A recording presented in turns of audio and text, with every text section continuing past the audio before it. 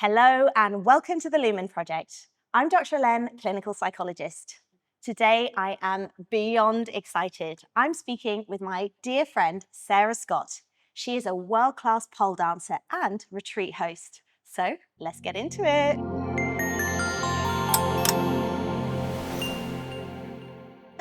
Hello, Sarah. Hello, thank you for having me. Oh my gosh, thanks so much for doing this. It's been a while coming, so I'm just really excited. We can talk everything pole. So before we jump in, I guess with my whole, holistic well-being thing, pole dancing doesn't necessarily exactly fit with my theme. But it was actually my videographer that was like, wow, at your retreats, it's a real celebration of women embracing their sexual energy, coming together in a sisterhood. And I thought, I think there's like real therapy in that. And so I just really wanted to speak to you a bit more about the communities you create and the experiences that you give women. Yeah. So, yeah. Love to get into it. Yeah, exactly that. So tell us a bit about who you are and what you do. So I'm Sarah. We've known each other for a few years now, which is great. I've been doing pole dancing for around 16 years. I always forget the exact date. I always seem to round up or round down for many years, but it's about 16 years I've been doing pole, and it's taken me on this big journey of different jobs within that industry. I've been a dancer, I've been a performer, competitor, I've been a judge, I've run studios, taught thousands of classes and toured the world teaching workshops, which I'm extremely grateful for. And now I have a daughter and I live in Phuket, Thailand. So I didn't want to be traveling so much. I wanted to bring people to Thailand because paradise. it's an absolutely insane place. So now I run retreats here, which means I get to spend more time with my daughter and travel less. So yeah, that's what I do now. I love that. And although you're very humble and always trying to big you up, you are such a superstar. I was in Australia and I was literally in the middle of nowhere, dare I say, arse end of nowhere, at this small pole studio. And they're like, no way, you're friends with Sarah Scott. She's But so it's cool. a niche, it's a small community. Well, it's a very big industry, but it's a small community. Like everyone knows each other and everyone's, it's all like almost like 1 degree of separation. We all kind of know each other, which is really nice. Yeah. And I think that's so cool, isn't it? When you're passionate about your sport or your hobby, that you then are connected with people around the world. Yeah. And that's been really nice. Okay. So tell me a bit about how you got into pole dancing. It was actually my friend who asked me to go with her as like a support blanket, as you would. So she wanted to do classes. She was like, I don't want to go alone. And when I went to, it was just a local gym doing some classes, but they actually shut down the classes almost as soon as we started. Oh. But then I just fell in love with it. I ended up getting a pole for my house, self-teaching, which is not always recommended. There's a lot more like online resources and stuff now, which is great. This is back in the day. Instagram fails of people's home poles. Like, yeah, no, it's not good. My first pole was in my shed, like in the freezing cold in England. It was not a good time. But through that, I ended up developing my skills, opening a studio, and just completely, like, I got retrained as a fitness instructor and just kind of threw myself into it, really. wow, I love that. And I think that's something I've noticed being your friend is you're very self-driven. Like, so it sounds like you didn't have, loads of coaches and loads of instruction. You just taught yourself and you're always here as well, just training and getting better, which I think is really amazing. I mean, it's definitely, it was harder back then, I think, just because it wasn't the same industry as now. There was not the same like resources and instructors that you can get now. But I think I just could really see the potential. I loved what it did to my confidence, my body. I was kind of just getting back into the gym. I used to do a lot of sport when I was at school, but I'd kind of fallen out of love with it. Didn't really have that drive to be like, there was no direction at the gym. And I think with pole, a lot of women especially were told to kind of go to the gym just to lose weight or to look a certain way. And I found that pole was one of those things that you're challenging your body and you're moving in a different way every time you come in. And each time you're overcoming those challenges, you're boosting your confidence. And it's not focused in on what you look like, it's focused on what you're physically capable of doing. And I think that for me was a real draw. And when I started to teach and see the change that brought in people, that was a massive motivator for me to be like, right, this is what I want to be doing. Yeah, I love that. Yeah, because it can get, obviously it is fun to lift weights or whatever, but this is a lot more creative, a lot more expressive. So I guess it's just more fun, right? Yeah, I mean, yeah, no shade on weightlifting. There's definitely a part and a place to it, but it can feel a little bit more like kind of conditioning, a bit more work, and this can feel a bit more like play, a bit more like art. So I think that's it's a nice balance for people to then, you can have the gym for that more conditioning side of it, and then you can have pole to let that creative side out a little bit more. Yeah, I love that. So obviously, yeah, your body is banging, like dream body. You. Says you, sitting there. Yeah. Um, but you were talking about some of the other benefits. Can you tell me a bit about, like, I don't know, you mentioned about confidence, but what has pole dancing brought to you in terms of your personality, your mood? For me, it's definitely a release. Like if I don't find like I'm coming in dancing, even if, sometimes I have to go in and lesser planning and a little bit more work related, but if I'm not just coming in and dancing and having that side of it, I do definitely feel like there's something lacking. And then when I come back to it, you get that kind of release and you're like, this is what I was missing. And I say just from the confidence, the change in how you view your body has been a massive thing for me. Like growing up with a lot of kind of body shame, I guess, and I was never in a bad position with my body. There was no reason for me to be being so negative about it. But when you do pole, you kind of reclaim that positive energy about your body. And I think that's really powerful. Yeah, definitely. And I think, you and I are the same sort of age, and we grew up in the noughties when there was, Paris Hilton and all these very like skeletal women. Like at that time, it wasn't about strong, wasn't necessarily sexy, but I guess now it's evolving more to be strong, and Yeah. that's a bit more sexy. Yeah, I think, and kind of any size is okay. You can be strong and healthy and have that power back in your body, and it's not just about what your body looks like; it's what it can do, How it which is moves. exactly. Exactly, girl. Yes. Okay, amazing. So tell me a bit about the women that you teach or the women that come to your retreats. They all have a similar vibe, I would say, but they all come from completely different walks of life. So I'm super lucky and very grateful for the people that come to the retreats. Obviously, they're traveling from all over the world to come and be here, but there's definitely that's kind of like a line running through everyone, which is very supportive, very friendly. They all have this shared desire to bond and support each other, and the kind of the energy in the room when running retreats is unlike anything that I've experienced in regular classes, to be honest. They're just the noise level in here gets absolutely insane. I think because they've poured a lot of time and effort to come here, so they're going to make the absolute most of it. But from their background, it could be anyone from just mums working at home. They could be lawyers. We could have people with really high stress jobs. We've had doctors.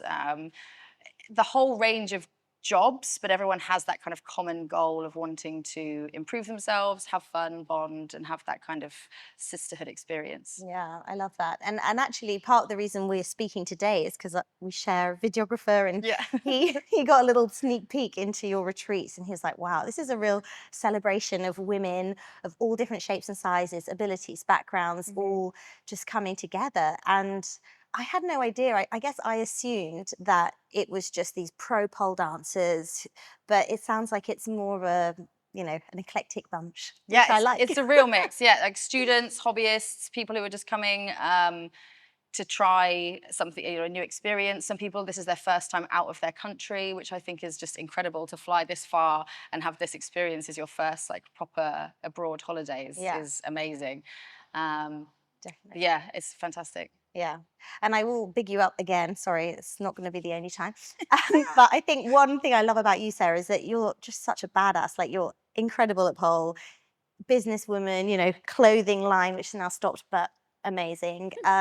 You're just so accomplished, but you're also just the most humble person ever. And I think that that's people come to retreats not just for what they learn, but for like who's holding the space. And I think you're just Well, the thank best. you. I really appreciate that. I think a lot of it, is coming from because I've traveled a lot, done a lot of workshops myself, done a lot of retreats as an instructor, and tried to pull from that experience to try and think, well, what made my experience good? What made it not so good? How can I make people feel like they're getting the very best experience? And as I'm moving more into kind of that role of hosting rather than teaching so much, I take that on, that responsibility very not seriously because that sounds a bit intense, but I'm just very grateful for the people coming. So I want to make the most of it when they're here. Yeah, it's natural for you, I think. And when I have tried your poles and just been like on some ugly heap on the floor, you're like, well done. That's not true at all. You're incredibly strong. You know exactly what you're doing. Well, that's not true. But you never make me feel ridiculous, and that's, I think, really nice, because it is, for me anyway, it was quite confronting, to be in not many clothes and to try something and to be high. There's a slight risk element, and I think that Yeah, I just felt very safe with you, so that's something I Well, really that's good. That's yeah. what we hope. We aim to please. Yeah, you definitely don't want to feel scared or, ashamed to be in class. So, Yeah, yeah. yeah. So I know from our many conversations that sometimes you have women who maybe come from more conservative countries, or I don't know, or maybe just a more conservative background, but they want to experience being, I don't know, maybe reclaim some sexual energy or some Mhm. feminine energy. What, like, have you seen any transformations, or have you facilitated some woman, you know, just being in their element? I don't know how to Well, describe it. I do feel like especially when I get beginners in, and that can be, from any background, especially if you get some beginners in and they do a few classes and maybe they see I have a lot of heels and shoes and things around. And I was, if we can try and get them into a pair of shoes and see if they want to experience that, they become a different personality, like a whole new kind of, they start holding themselves differently, they start walking differently, and it's just a pair of shoes. Yes. And I really feel like those kind of the outfits and the heels, like pole dancing has come from the background of the clubs, and that's where it originated from. But I think with the pole dancing that people can experience in the studios, as long as we're honoring the origins of it and we're experiencing it or letting people experience it in a new way, in a safe environment that they can then really experiment with, seeing how their bodies feel in different clothes, in different mindset, I think that can be really powerful for them. Yeah, definitely. And I think in my experience of pole, limited experience, but I guess I had a preconception, it's for the man to seduce the man. But as soon as I put the shoes on, like it wasn't about anyone else. It's like how I felt. I just felt Mhm. like a badass. I felt strong and sexy. And in my persona as like a professional or a mum, it's not an experience I get very much. I don't often feel sexy. Yeah. And it was cool. Yeah, it does. It feels great. And I think that, like, allowing ourselves to be sexy and allowing ourselves to move in a different way, and being creative with your body and not doing it, especially when people first start, they can feel a bit shy. They feel like people are looking, but everyone's just focused in on what they're doing. Sometimes we'll do things like turning the lights down a bit lower. We'll play specific music to really like build the environment and the atmosphere that will let people to let themselves go into that mindset, and you really see big personality changes come out. Like it was there all along.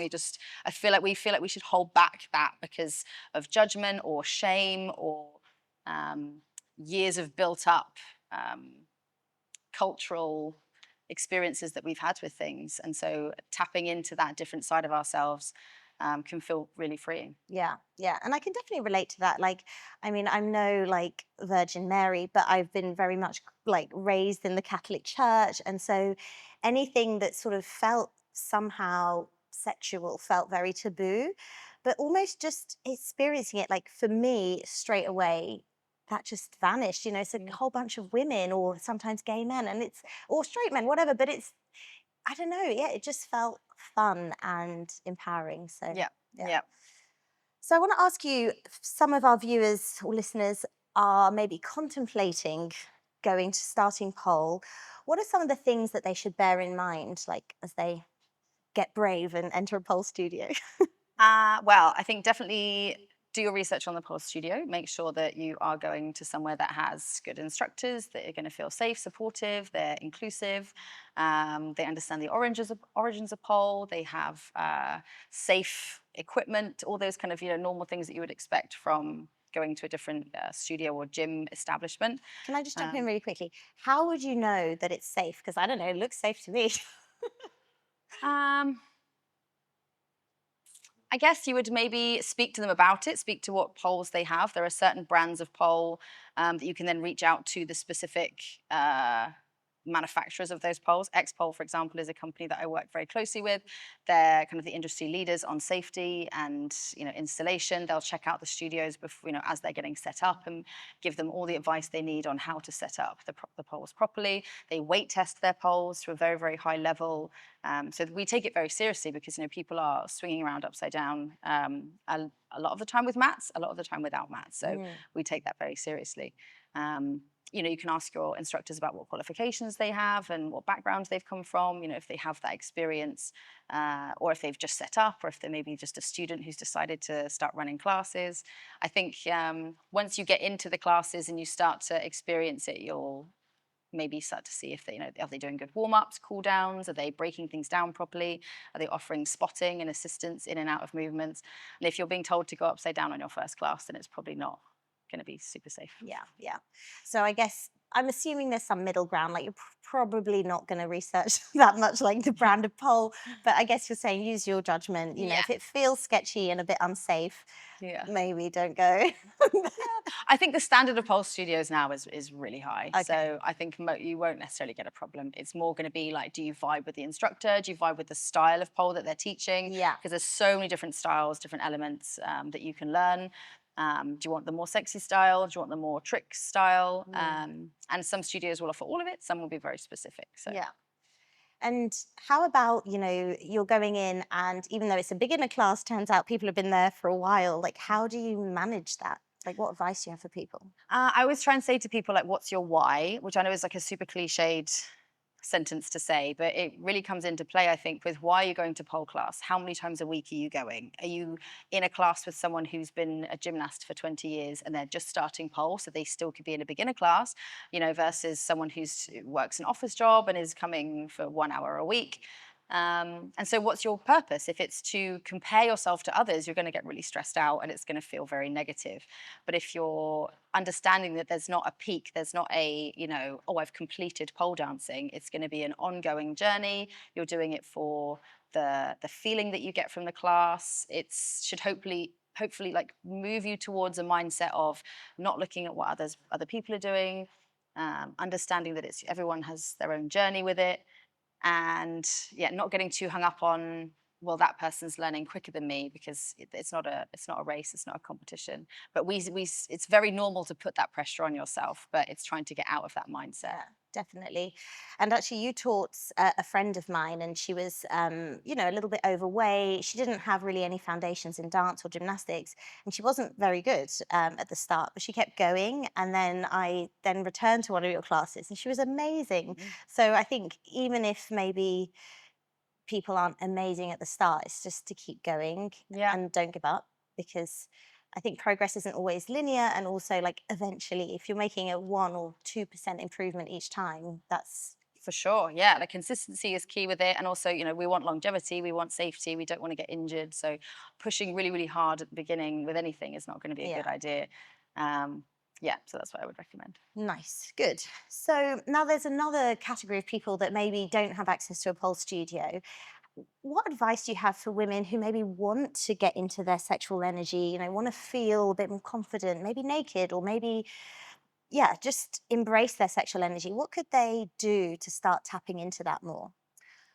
I think it's definitely it's shifting your mindset, being from what are people perceiving of me, or what will people perceive of me with how I'm acting or what I'm doing or what I'm wearing, to how does that make me feel? So if something's making you feel happy, free, creative, artistic, then move into that. It doesn't mean, a lot of the time I think we already put barriers on ourselves because we're worried about the judgment of others and, this preconceived idea of shame and things like that. So, do things that maybe put you out of your comfort zone. You know that maybe it's going to feel strange at the beginning, but the more you start to lean into that, the more you'll find that this whole other world will open up to you with, what you're wearing, what you're experiencing, trying different dance classes, listening to different music, just all those kind of things. But I think it has to be a mindset shift that comes from within, unfortunately. Yes. Yeah.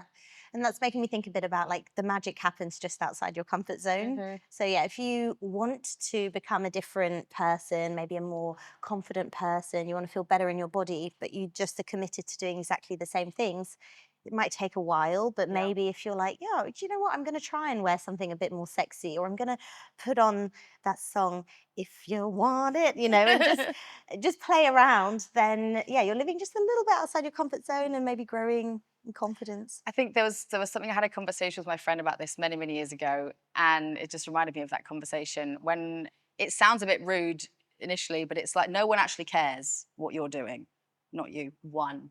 Like no one cares. Everyone's so wrapped up in what they're actually doing. And you know, yes, if someone sees you doing something slightly different, maybe they might say to someone, you know, "Oh, did you see that person?" But it's then going to be yesterday's news. You're going to move on from it. When it becomes your new normal, it's not going to be interesting anymore. And I think the more you get into that of like, stop the judgment from other people being such a barrier on what we actually do. Like no one's going to look back on their life and be like, oh, I'm so glad I didn't do all those things because other people might have worried about what I'm doing, which I know is a very difficult mindset to get out of. But when you do start getting out of that, actually you care less and less and less what other people think, and also you care less what other people are doing. Like it's not my business what people are doing. If it makes them happy, crack on, you know. Yeah. And I think if you can try and get that energy for yourself, then say this whole other world will open up. Yeah, definitely. And I was also curious about, with regards to like mental health and just well-being. Do you feel like you can come to the pole studio and shake off some like bad juju or like bad energy? It definitely helps. Like sometimes we'll have great training sessions, sometimes it's not so good. Like Mm. sometimes it's almost the frustration is too much. You can't get into that mindset. Like it's not a guarantee that it's going to be like that. But I definitely feel like it's a therapeutic way of moving my body, getting out of the mindset. Like you're almost getting into a flow state when you're trying to, put combos together and tricks, and you have to concentrate, and there's music and your body's moving in time and spinning and flying around upside down. Like it's a great feeling, to be honest, Yeah. when it all starts to flow together. So if you can come in and shut the world out for even 30 minutes, it can be very beneficial for me. Yeah, definitely. And I definitely relate to that. So I don't do pole, but I do aerial. And so sometimes I feel like, oh, I don't want to go. I'm miserable. I'm having a shit time in my life or whatever. I'm on my period. But then I'll just show up and it just demands such focus and that it's just actually nice. It's a nice break. Or also for me, I'm quite ADHD, so my mind's always like, and then when I'm upside down, it's quiet Yeah, you have to really and focus. I love it. Mm. So yeah, Yep. cool. Okay, so Sarah, my last question. What is next for Sarah Scott, champion of the world? Sorry. Sorry, Sarah. I know you're not champion of the world. In your World-class. in your world. So I'm actually giving up my studio, which I'm sad about in one way, but I feel like it's a space that I need to let go of to move on to different things. I want to be doing a different kind of style of retreats. I want to have a bit more freedom to move around to different places. Potentially open up a different kind of clientele to my retreats, different levels, that kind of thing. And showcase a little bit more of Thailand with that as well, because this is a great location. I do love it dearly, but I've been running the retreats here, I think, for 3 or 4 years. A lot of people want to come back, and we're getting a lot of repeat customers. And so I feel like they're just coming back to the same place, which is nice. It feels like home for them, but I also want to expand into different areas and give them a new experience as well. So yeah, just moving on to new venues and locations, but still trying to keep the heart of what I enjoy doing, which is retreats, teaching, and that kind of thing. Yeah. Well, I have no doubt that your community is going to follow you wherever you are. And I think Sarah on tour is a good thing. I know when you tour internationally that everyone's really excited that they're being taught by you and get to experience you. And I like what you're saying about moving around Thailand, because this little corner of Phuket's wonderful, but Thailand's Yeah. an amazing place. So I have another, sorry, I know I said it was my last question, but I actually have another one. If you wanted to make some change in the world or have some impact, what would be your legacy? Oh God, I'm deep sorry. question to Yeah. finish. I would say it's trying to get people to focus in a little bit more on themselves and not have this outward projection of what people are going to think. Like the more you can let go of that, the world just completely opens up. So if I can even get a few people to change their mind and allow themselves to be a little bit more of who they want to be, then that's what I would like to do. Yeah, I think that's really amazing. And from a sort of CBT perspective, cognitive behavior therapy perspective, you can try to think yourself more confident. But what's an easier way to get there is to change your behavior and do the thing that's going to make you more confident. And that's a big reason why I wanted to speak to you today. Because, yes, in therapy, we can talk about what we're going to do, but how about just do it and don't overthink? Yeah. And yeah, and then See what happens. see what happens. Yeah. Exactly. Throw caution to the wind. Why not, right? Okay, amazing. So we are going to hit the pole and I'm going to experience some, I don't know, power. But thanks so much for chatting to me. Thank you. Let's get on the pole. Let's do it. Great. All right, so let's get on the pole, girl. So I'm going to show you 3 moves together and then we can break them down. I think you've done one of them at least before, which is the fan kick. We can do either side. We try and keep things balanced, but for now we'll just focus on this side. So I'm going to be kicking my inside leg around, but instead of coming onto the floor, we're going to swing it around the back of the pole, squeeze the legs together, hip tilt to one side. Hands are going to come down to the chest. As I tilt back, stay engaged through those shoulders. Lower hand is going to come underneath, thumb up. So that's going to form a little sit for my wrist to come onto the pole, knees behind and extend. Then to come out, spring your legs back, hand on, and you can have a little twist to come out. Sexy hair to come out. Okay. I already forgot the beginning, but that's fan okay. kick, you know what you're doing. So switch your hands over. See, but it's different on silk. I know this, you start with the other hand up. Inside leg's gonna come round. You can just start off with the fan kick first if you want. Then push into your bicep. Good. So as you've landed there, that foot came onto the floor. Okay. Instead of putting it onto the floor, just see if you can bring those legs round. Squeeze your thighs. And then I'm gonna stop there. Okay. Yeah, so squeeze your bicep onto the pole a little bit. Like Good. this? Yes. Inside leg. Ooh. Then this bottom leg. So if you think, if I show you on this. So I want to be straddling the pole. No. This one comes around and then goes behind. Oh. Drop it. Ew. Okay. So I end up. Yes. Okay. All right. Just makes it look very easy. Okay. Switch your hands around. Oh yeah. Whoops. Yeah. Inside, wrap the bicep a little bit more. Like this? Yes. Okay. Then your inside leg's going to come around. Drop behind the pole, squeeze your legs together, and then think about tilting your hips slightly. Good. This hand's going to come underneath, thumb up. Which hand? This one? Yeah. Good. And then your knees are going to travel back this way. So bend your knees. Both legs. Open your legs. Oh. Yes. Good. And then you can bring them back together. Sit up. Yeah! Oh my God, it looked exactly the same. But that was good. That was good. Okay. Let me try that again. Yeah, you got this. Wow, you made that look very, very easy. It's not my first time. I know. If I made it look hard, you wouldn't want to do it. Okay, so I already forgot which hand goes on top. Yeah, outside hand goes on top. Okay. Let's try it again. Circle those legs and scoop it behind. Let's pretend this was my first attempt, maybe. Let's try. First time I'm trying this. Okay, here we go. So. Yeah, bring it around. Good.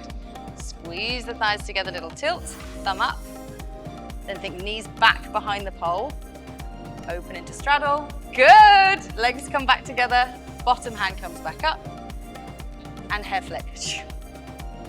Yeah! First time. First time, wow. Okay, Excellent. so easy, Sarah. Give me some harder stuff. Okay. Good. So is that the routine? Do you want more? I don't know. Yeah. Why not? Seize the day. We could do... Okay, so we've stood up. You can have your little hair flick. We're gonna do a step around. Okay. Hand comes on. We're gonna spin. Squeeze to the floor. And then to stand up, we're gonna pull down again. Feet are gonna come nice and wide, toes come in front. We're gonna do reverse body wave. Okay. So you tuck the pelvis, ripple it up. Okay? All right. I'll show that little section again. So this is like second half. Okay. You do a little hair roll. We're gonna do a step around. So the outside leg, almost like you're trying to bring your feet back together again. So they draw a circle, hips come away, feet together. As I continue to turn, grip into the bicep again, then I'm going to open my knees. Good. Let the pole come into the back of that knee pit. So it's hitting it naturally. Okay. Bend, so we're gonna use our hamstrings. We're gonna bend, squeeze the glutes to keep the hips forwards. Try to land with control so we're not banging our knees. Okay. Pull down, feet nice and wide. Reverse body Sexy wave. ripple. Sexy ripple. Okay. I'll talk you through it. All right, do I start from the beginning? We'll just do the second half. Okay. Then we'll put them So together. I've done the sexy hair flip. Sexy hair flick. Mind your head on the pole. We're gonna take a weight into the inside leg, but come up onto the ball of your foot. outside leg's going to draw this nice big circle. And my hands are all right like this? Hands are perfect as they are. Okay. So... Step onto that inside leg. Circle the outside leg around, almost like you're trying to bring your feet together, but step onto that leg. Oh. So it's like switch. Okay. And that's gonna send us off Oh, I'm backwards. gonna switch. Okay, so I'm standing like this. Yeah. Step into that leg, then circle this leg back. We come into our spin. But see how you're coming into this part, lovely. This is hitting the pole. Yeah. Just keep this leg away, almost like you've got an imaginary stick between your knees. They can't come together. Yes. Okay. And then as you fall back, feet come together, knees apart like a diamond. Oh, yeah. And then you come onto the floor. Yeah. Let's try the ripple up, because next time you're gonna understand that spin much better. I just know it. Feet, reverse body wave. Ah! She knows that bit like a pro. Yes, she does. That's from being drunk in the club. Like, oh yeah, I got this. That's just ingrained into your body. That's natural. Okay. Right. Let's try putting it all together. Sure. Why not? So you're gonna do. Should probably have you demonstrate. Well, all right. Go on, demonstrate. We're Show gonna- us how it's done, Sarah. We're gonna do fan Sexy kick fan. into sit, hand down, wrist sit. Roll yourself out. Oh. Okay, so I'm gonna give you a demo. We've turned the lights down a little bit, got a bit more of a vibe. I'll run through the routine once more and then it will be your turn. with some Okay. Show me how it's done, music girl. maybe. Okay, so we're starting with a fan kick. We're coming into our sit. Sit back into the wrist sit. Legs come back on. Have your little hair roll. Reset that inside hand up nice and high. Step around. Keep traveling backwards, legs open. Back hook spin. When you land on the floor, think about pulling down through the upper body. Feet go in front. Reverse wave.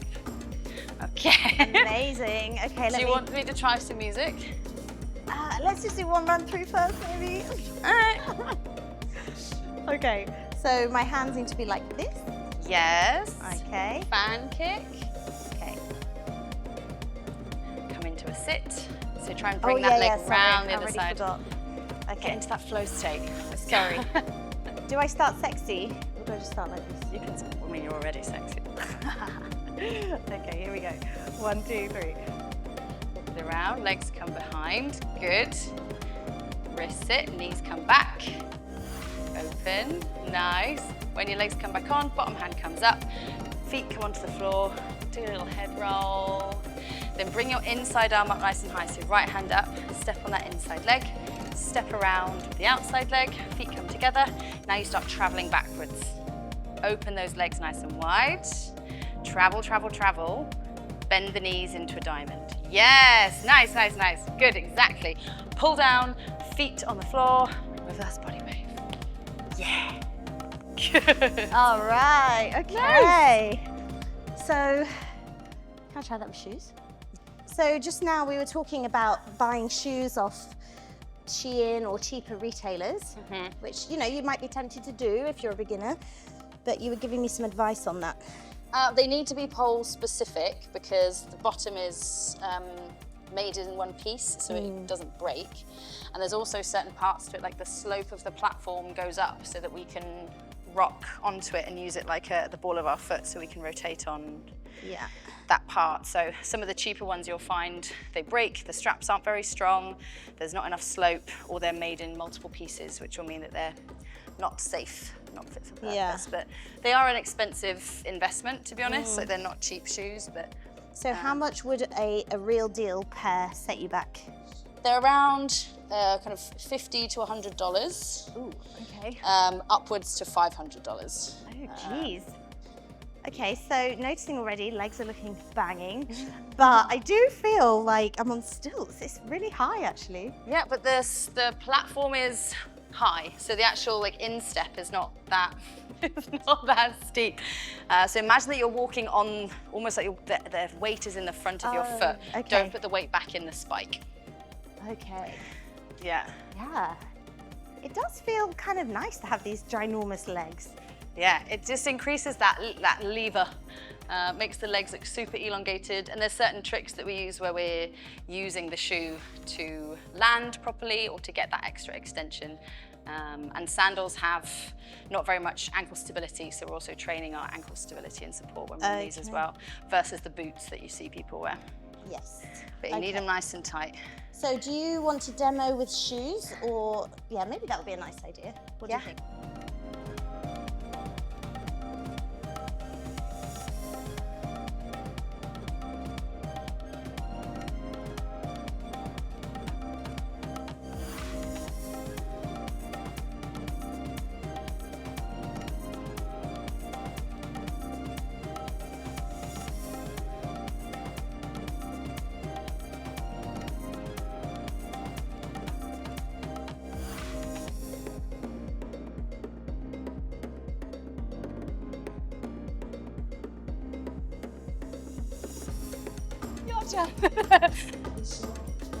Let's go. Okay. Watch how the beginner does it. Okay. That's it, that's it. I'm gonna get out of shot. Inside leg. Good. It's gonna get sweaty. Go. Yes. That's yes, yes. Good.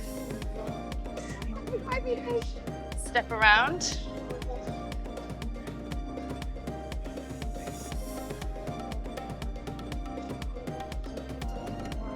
Good. Yes! That was it! That was nice! Wow, With no okay, well aircon. you definitely make that look easy. Wow, good. That was good. Nice. Thank you, Sarah. Okay. So stand opposite. Hook your leg on. Oh my God. Wait, but what do we do? Hook. Squeeze. Inside hand high. This one here. Then just push forwards.